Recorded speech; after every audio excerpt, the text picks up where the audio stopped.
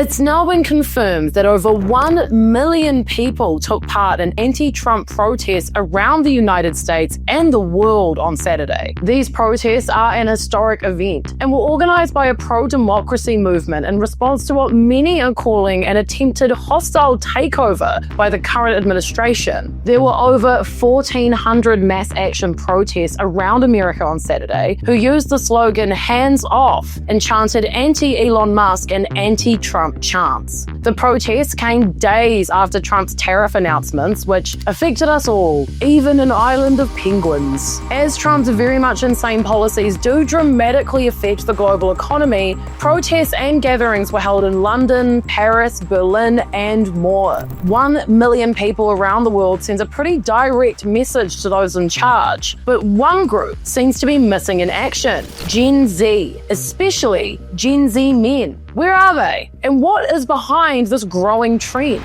According to content creators on the scene who took part in various protests around the US on Saturday, the demographic of these events might not be who you think. Check this out. Bro, it is nothing but white people. They're pissed. I'm at the protest right now in New York City, anti-Trump, anti-fascist protest, and I have one question.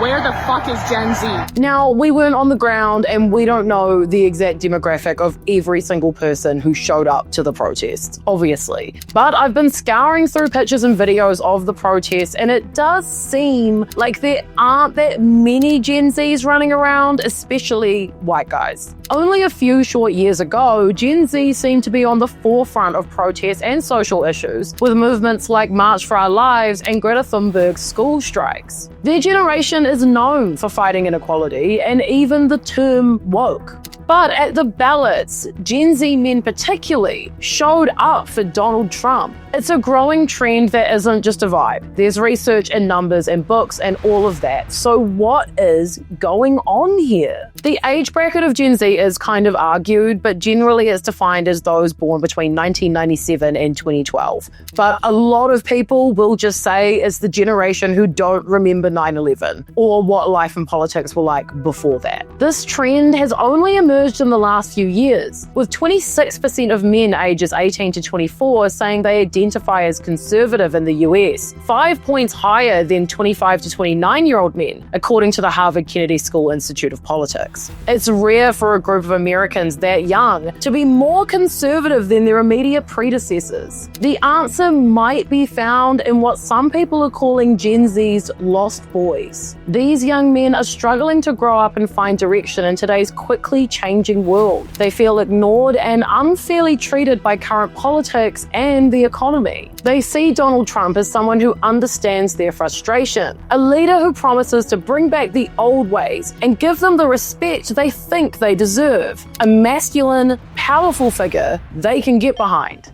To understand why this is happening, why these young men are so drawn to Trump's populism, it's important to understand some wider social context for these lost boys. Right now, the United States are disproportionately working class, struggling with employment, low pay, addiction crises, and mental health crises. The situation is concerning. 1 in 5 men under 25 are unemployed, and many aren't actively looking for work. It seems like they're struggling to adjust to a changing economy that no longer provides the same job opportunities as it once did.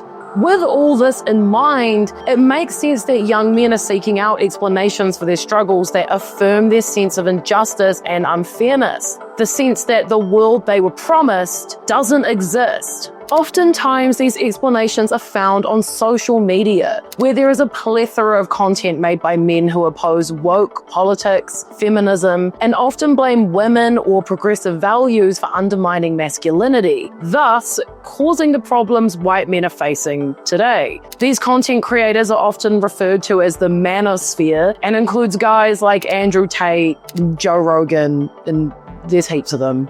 They tell young men that their personal setbacks are not due to the weakening worldwide economy, their personal shortcomings, or the dramatically changing political environment, but rather a consequence of society becoming soft, or the push for gender equality is leaving them ignored, emasculated, and left behind. According to Kate Scott, a PhD candidate in social and political sciences at the University of Sydney, who's currently researching the young men red pill phenomenon, says they embrace hypermasculine ideals to regain a sense of control. Trump managed to tap into this almost too perfectly. During his campaign, he appeared on heaps of podcasts, including the Joe Rogan Experience, which eventually led to a shockingly powerful endorsement from the ex-Fear Factor host. Gen Z men consume more news on social media than any other traditional outlets, meaning that a lot of the time they aren't engaging in full speeches or deep diving into policy. They're memeing clips of Trump, which make him humorous and humanized. Trump's policies like mass deportations and limiting diversity programs are seen as answers to challenges that these men face. His "Make America Great Again" slogan appeals to young men who yearn for a past where men's roles were clearer and opportunities greater.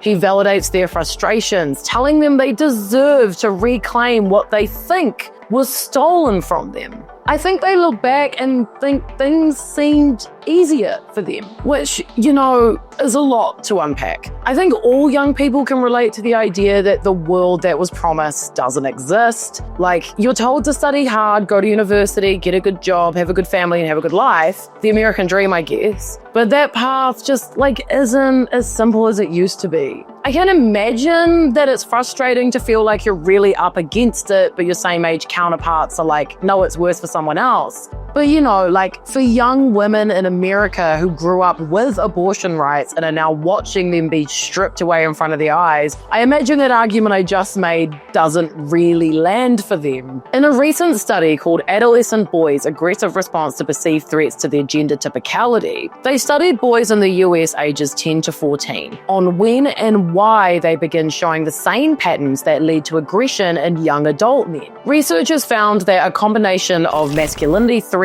and pressure predicted boys' aggressive responding. They also collected data from the boys' parents and found that masculinity pressures are especially high in households that endorse hegemonic masculinity. They also found that these parents were very likely to be working class and or reside in conservative parts of the US. When it comes to this weekend's protests, considering the data, we shouldn't be surprised that Gen Z men allegedly didn't show out. Trump's big win with young men was nearly opposite to Kamala Harris's 18-point victory with young women. This gender gap is much bigger than the overall 7-point difference among all female voters. And this isn't just America. This is a growing global issue.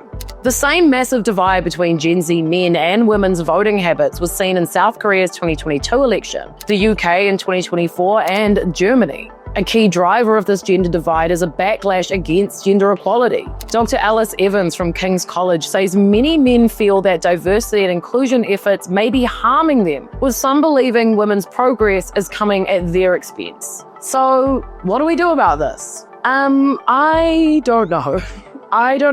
I have no idea. I think on a human level, I can understand feeling frustrated and lost in the world right now. But on a logical level, we wouldn't need DEI policies or gender reform if those groups weren't already facing exclusion. I don't know. How do we engage young white men to understand that the patriarchy of it all punishes every single one of us? Honestly, you know what? You know this iconic clip? It's like this iconic clip. She said it better. Why would you see my life as privileged? For one, you're a man. Most people commit suicide are men. Most people who work in dangerous workplaces are men. Most people who fight in war are men. And who set that system up? Yeah. And look, I don't know, I'm just a random YouTuber, okay? But as we reflect on the protests and growing gender divide, the question for me isn't just about understanding why certain groups are turning towards populism, but how we can work to understand each other's struggles. I think we actually all have a lot more in common than we sometimes like to think we do. Maybe I'm just a positive person. Thank you so much for watching. Do not forget to like and do not forget to subscribe. We do 5 videos a week on everything happening all around the world, in the news and on the internet. Today's video was a little bit dark, maybe. A little bit of me thinking about stuff, just reading research and then being like, It is just I don't have an answer. I very much apologize for that. But the protest looked crazy. There were so many people. It's super interesting. Shout outs to democracy. Okay? Shout outs to democracy. See you tomorrow.